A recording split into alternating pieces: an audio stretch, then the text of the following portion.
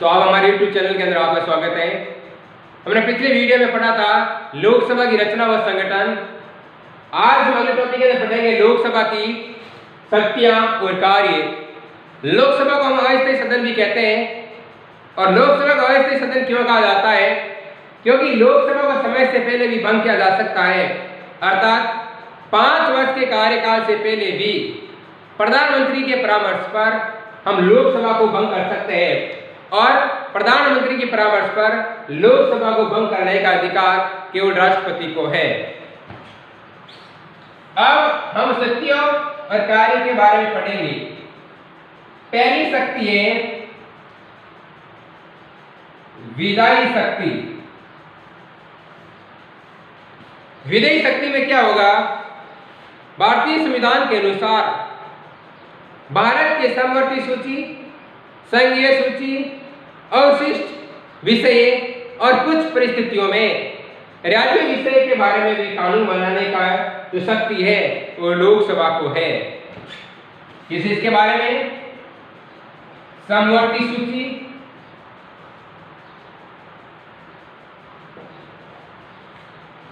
संघीय सूची,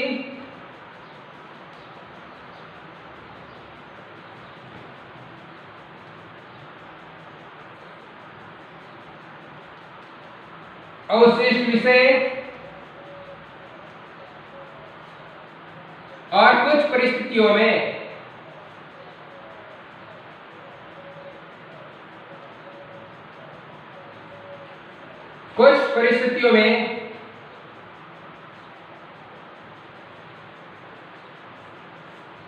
राज्य सूची पर भी कानून बनाने का अधिकार लोकसभा को है।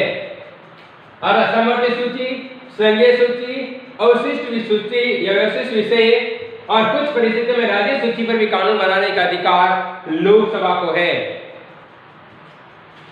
और संविधान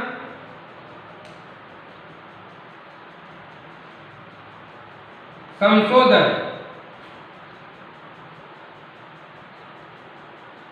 संविधान संशोधन विधेयक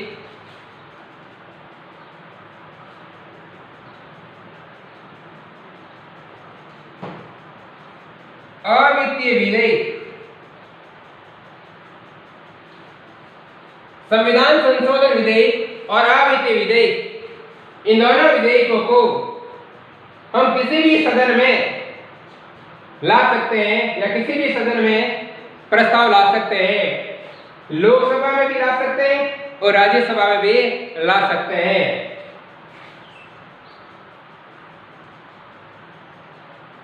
राज्यसभा व लोकसभा, राज्यसभा में भी ला सकते हैं और लोकसभा में भी ला सकते हैं। क्या? संविधान संशोधन विधेयक और अवित्तीय विधेयक, ये दोनों विधेयक हैं जो दोनों सदनों में, राज्यसभा लोकसभा दोनों में प्रस्ताव लाया जा सकता है। दोनों में लाने पर ये प्रस्ताव पारित भी दोनों सदनों से होना चाहिए। तब राज्यसभा और लोकसभा में दोनों में ये विधेयक, संशोधन विधेयक और अवित्तीय विधेयक दोनों सदनों में पारित होने पर हस्ताक्षर के लिए राष्ट्रपति के पास में भेजा जाएगा। दोनों सदनों में पारित होने पर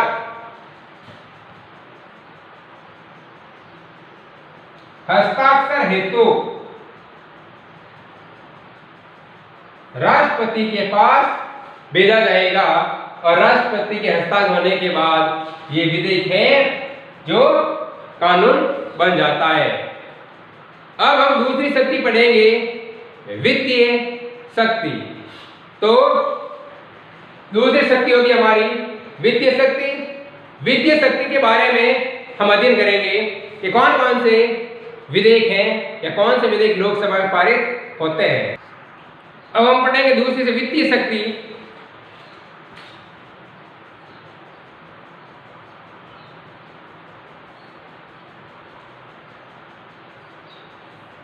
वित्तीय शक्ति का मतलब है वित्तीय शक्ति केवल लोकसभा में ही पारित की जा सकती है, राज्यसभा में नहीं।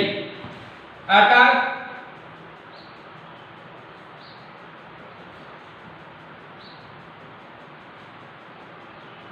वित्तीय शक्ति केवल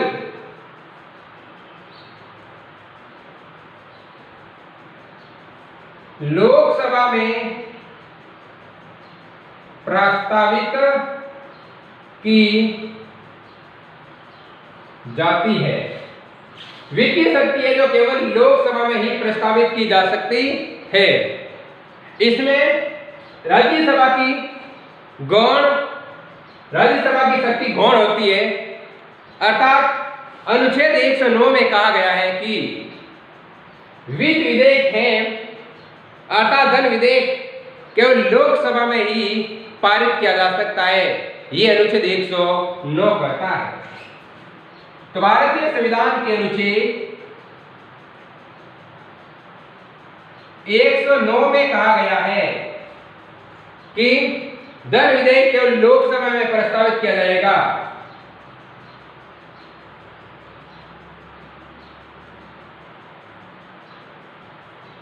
धन विधेयक केवल लोकसभा में प्रस्तावित किया जा सकता है, राज्यसभा में नहीं। और जब धन विधेयक लोकसभा में पारित हो जाता है, लोकसभा में पारित होने के बाद उसे राज्यसभा में भेजा जाता है। लोकसभा में पारित होने के बाद उसे राज्यसभा में भेजा जाता है। राज्यसभा में भेजने पर राज्यसभा को 14 दिन का समय दिया जाता है। तब से जब से प्रस्ताव पारित हुआ और उस प्रस्ताव को भेजने से लेकर राज्यसभा भेजने की अवधि से लेकर 14 दिन तक की समय अवधि दी जाती है। 14 दिन में अगर राज्यसभा प्रस्ताव को पास कर लेती है और वापस लोकसभा को भेज देती है तो वह धन विधेयक पारित हो जाएगा। तो धन विधेयक पारित होगा, लेकिन यह लोकसभा पर निर्भर करता है कि उसे स्वीकार करे, क्योंकि प्रस्ताव पारित हो गया है राज्यसभा में तो लोकसभा में वो अपने आप पारित माना जाएगा। अगर राज्यसभा ने लोकसभा में यह प्रस्ताव वापस भेजा है संशोधन करने हेतु, तो संशोधन को मानना या ना मानना ये लोकसभा पर निर्भर करता है। राज्यसभा पारित हुआ तो वह धन विधेयक पारित हो जाएगा। अगर राज्यसभा इसे संशोधन करवाना चाहती है तो वापस वो लोकसभा भेजेगी। जब प्रस्ताव संशोधन हेतु लोकसभा में आता है तो इसे मानना ये न मानना ये लोकसभा पर निर्भर करता है, अर्थात स्वीकार करना या अस्वीकार करना ये लोकसभा पर निर्भर करता है। तीसरी शक्ति है कार्यपालिका पर मंत्रिमंडल की शक्ति, अर्थात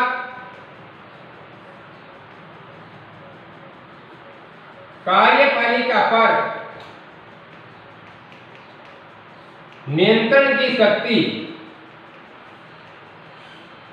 भी लोकसभा के पास है। कार्यपालिका पर नियंत्रण करना भी लोकसभा का कार्य है। अब नियंत्रण में क्या होगा? भारत के अंदर संसदात्मक व्यवस्था अपनाई गई है।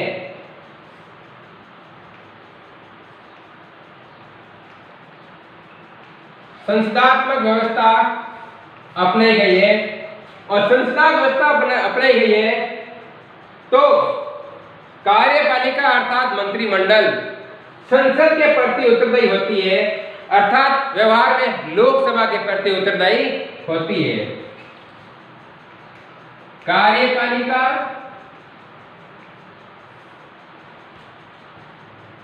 या मंत्रिमंडल संसद के प्रति उत्तरदायी होती है। अगर कार्यपालक या मंत्रिमंडल है वह संसद के प्रति उत्तरदायी होती है, अर्थात संसद के नहीं व्यवहार में लोकसभा के प्रति उत्तरदायी होती है। अर्थात भारत का जो मंत्रिमंडल है वह लोकसभा के प्रति उत्तरदायी होता है। अगर जब लोकसभा के प्रति उत्तरदायी होता है तो मंत्रिमंडल की जो लोकसभा है, लोकसभा कब तक पद पर रह सकती है? पद पर लोकसभा तब तक पद पर रह सकती है जब तक उसे लोकसभा में विश्वास बहुमत या विश्वास प्राप्त हो, तब तक वो लोकसभा में बनी रहती है। अर्थात जब तक विश्वास प्राप्त हो, और विश्वास किसमें? जब तक लोकसभा में विश्वास प्राप्त हो तब तक यह लोकसभा बनी रहेगी, और जैसे अविश्वास हो गया तो लोकसभा भंग हो जाएगी। अब तो चौथी शक्ति के बारे में पढ़ेंगे, वह है संविधान संशोधन की शक्ति।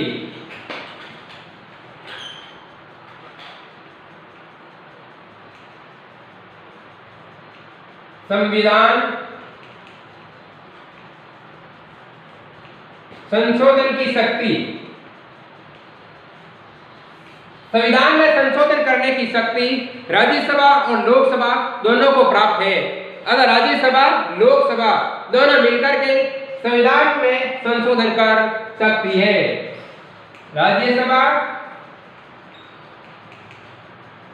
व लोकसभा दोनों मिलकर के भारतीय संविधान में संशोधन कर सकती है। लेकिन अनुच्छेद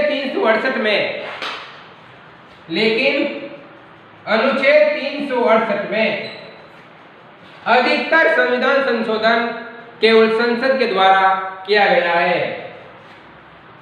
अकेली संसद के द्वारा किया गया है। अर्थात अनुच्छेद 368 के अनुसार अधिकांश जो संविधान संशोधन किया गया वह अकेली संसद द्वारा किया गया है। पांचवी शक्ति है निर्वाचक मंडल। निर्वाचक मंडल की शक्ति। निर्वाचक मंडल की शक्ति लोकसभा में जो निर्वाचक मंडल की शक्ति है वह भी लोकसभा को प्राप्त है। संविधान के अनुच्छेद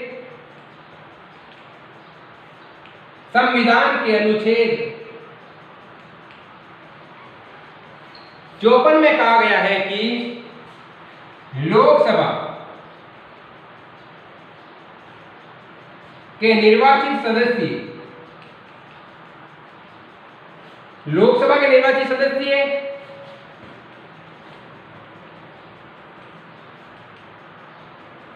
राज्यसभा के निर्वाचित सदस्य और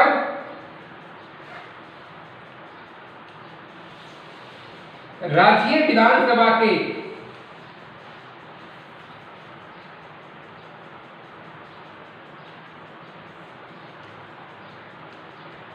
निर्वाचित सदस्य।